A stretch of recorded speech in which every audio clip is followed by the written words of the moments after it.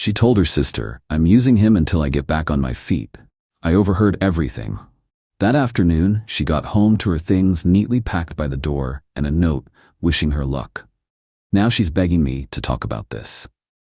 I, 31 male, just ended things with Kendra, 29, after 8 months of what I thought was a real relationship. Turns out I was just a free hotel with benefits. Yesterday afternoon, I came home early from work with a migraine. Kendra was on the patio with her sister Willa, and the sliding door was cracked open. I was about to announce myself when I heard my name. "How much longer are you planning to stay with him?" Willa asked. Kendra laughed.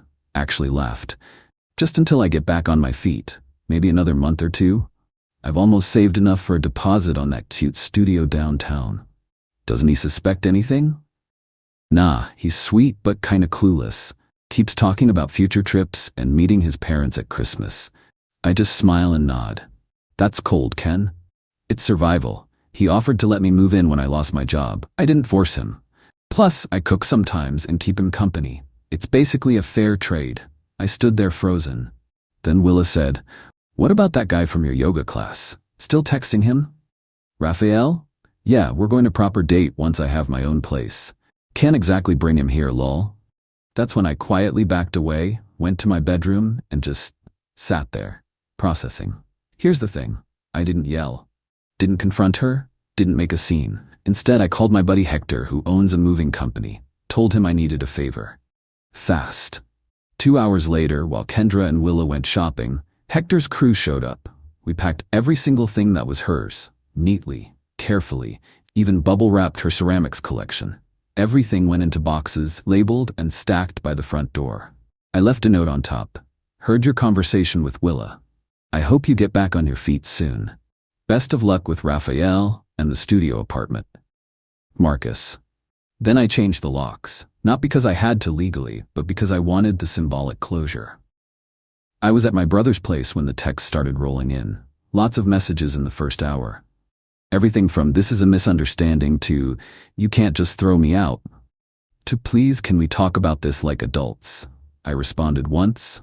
"Nothing to discuss. Your things are safe. Please collect them by 8 p.m. or they'll be outside." She came by at 7:45 with Willa and some dude in a pickup truck.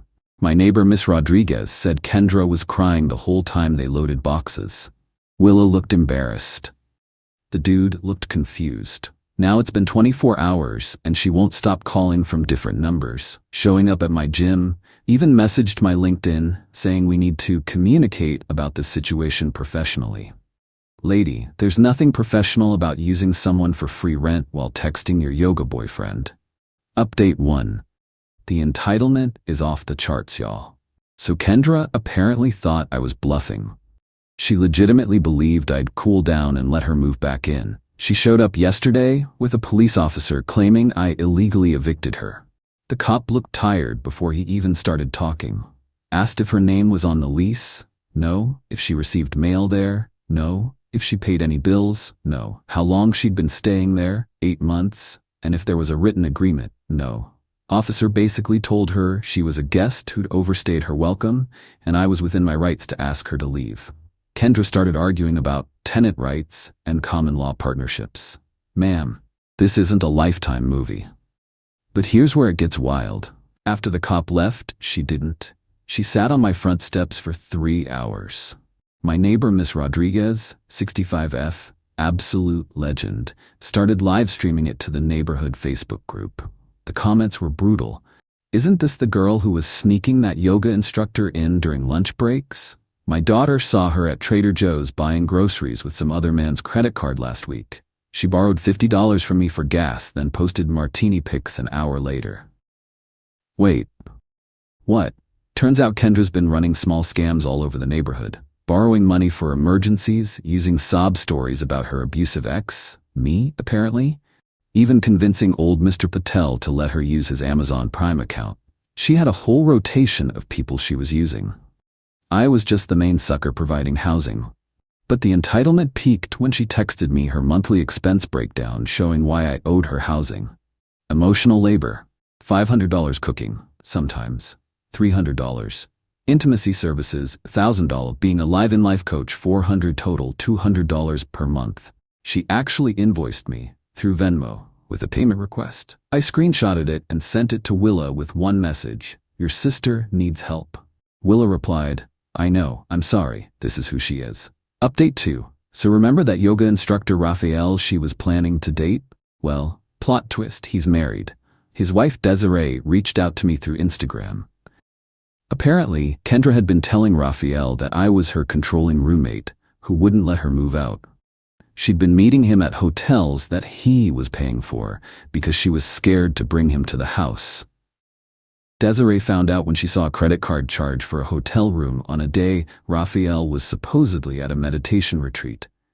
She did some digging, found Kendra's Instagram, saw my tagged photos, and put the pieces together. We had coffee. I showed her the screenshots of Kendra's conversation with Willa. She showed me texts where Kendra was calling Raphael her soulmate and talking about their future together once she escaped her situation. Here's the thing, Desiree is a lawyer, a divorce lawyer. She was eerily calm about the whole thing. "I'm not even mad at her," she said. "I'm grateful. She just gave me everything I need for a favorable settlement." But Kendra's entitlement wasn't done. She found out about our coffee meeting. Desiree posted a subtle Instagram story from the cafe and went nuclear. She created a whole TikTok about when pick-me girls team up with toxic exes. It got 37 views before she dirty deleted it. But not before screen recordings made their way to the neighborhood Facebook group. Then she tried to sue me. Actually went to a lawyer. The lawyer called me to discuss settlement options.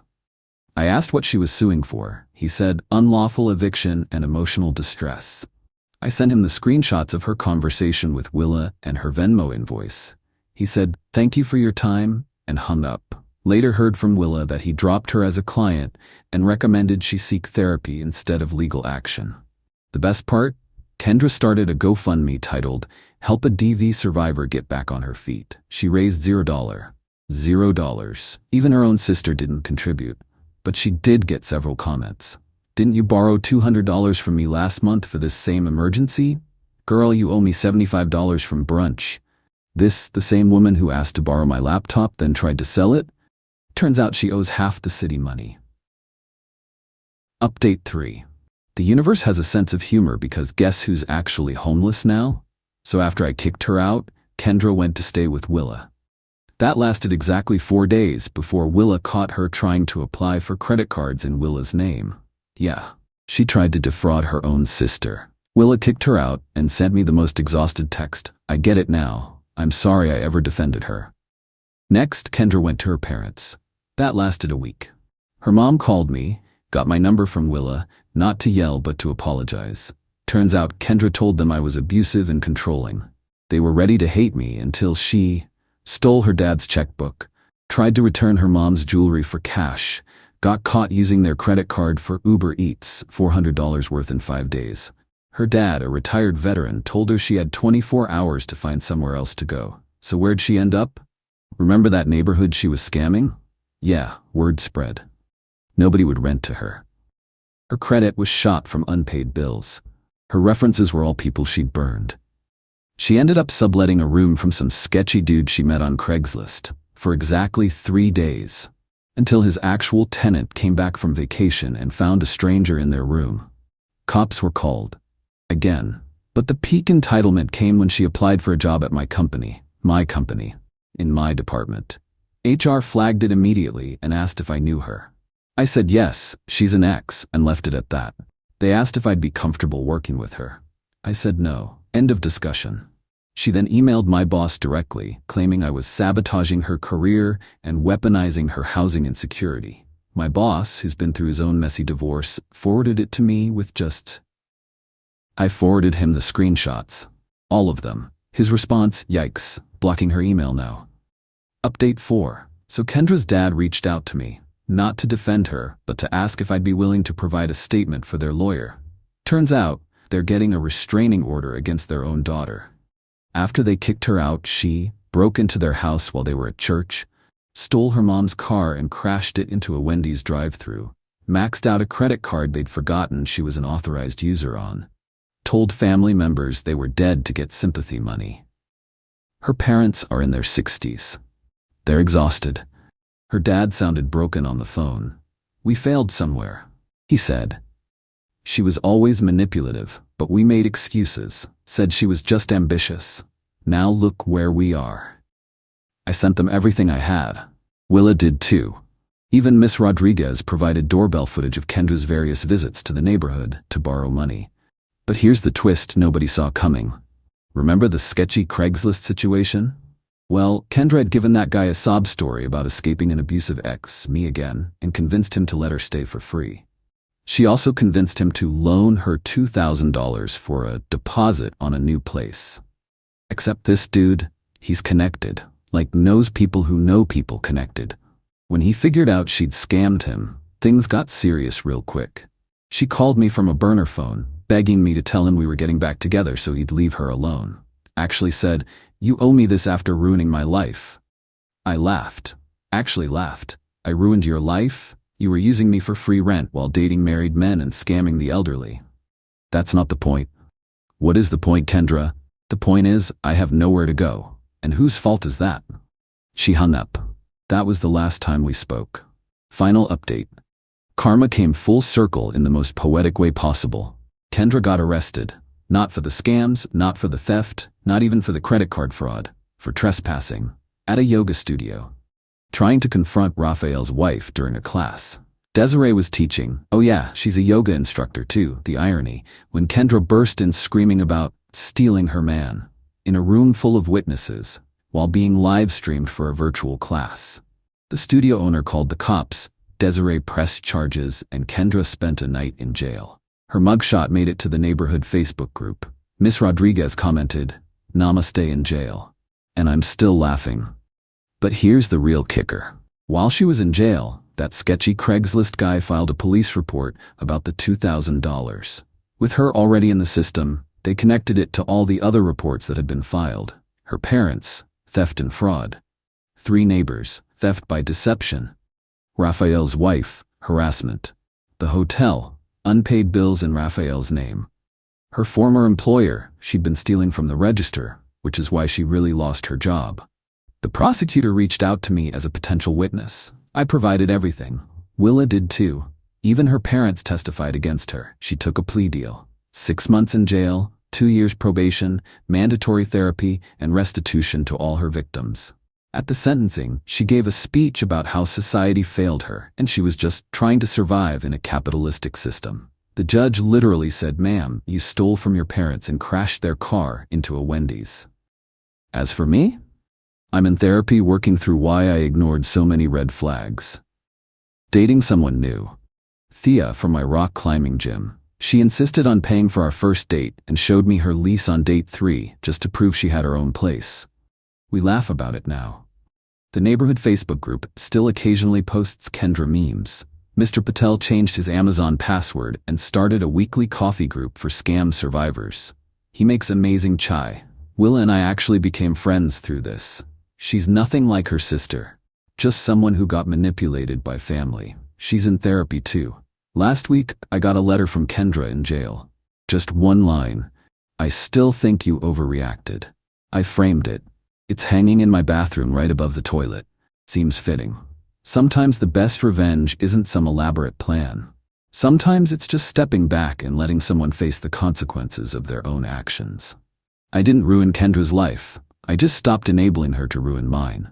To everyone saying I should have tried to help her, I housed her for 8 months while she saved money to leave me. Help yourself first, then worry about fixing people who see you as nothing but a resource. Peace out, Reddit. Thanks for following this weird journey. Edit. Yes, I'm aware this sounds like a Lifetime movie. No, I don't care. Sometimes reality is stranger than fiction. Edit 2. For everyone asking, Miss Rodriguez is doing great and has become the unofficial neighborhood watch captain. She's teaching a free self-defense class called Spot the Scammer at the community center. Edit 3. Willa wanted me to add that she started a support group for people with family members who have personality disorders. It's been really helpful for her healing journey.